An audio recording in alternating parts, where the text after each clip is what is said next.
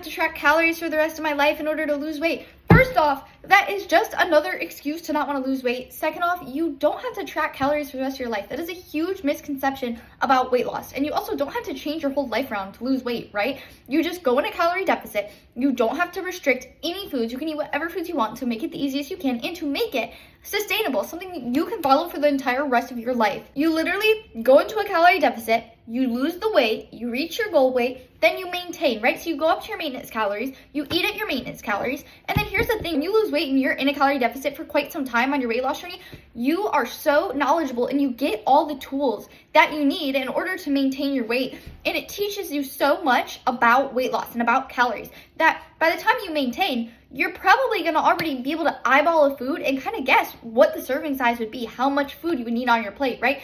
And you get knowledgeable just about foods and how many calories are in what, that you can maintain for a while, build the habit of maintaining. Once you get to a point, it could be 1 year in, it could be 2 years of maintaining, you're ready to start intuitive eating. So that's kind of the order that it goes in, right? You go in a calorie deficit, you lose the weight. You reach your goal weight, you start maintaining your weight, and you're still tracking calories, yeah. Then, once you feel like, okay, like I'm good, you can move into intuitive eating, which then you can follow for the rest of your life. So no, you will not have to track calories for the rest of your life. But I think when people say, oh, you have to track calories for the rest of your life, what they really mean by that is it's because they're still believing that you have to restrict food in order to lose weight. But when you do it and you don't go on these stupid BS diets like keto and no sugar for 30 days type stuff, once you learn that you don't need any of that and you don't even have to go to the gym, you can go into a calorie deficit, eat fast food as much as you'd like, eat the same foods, the same sugary sweets as much as you want. I'm not saying fuel your body with junk food, but you get what I mean.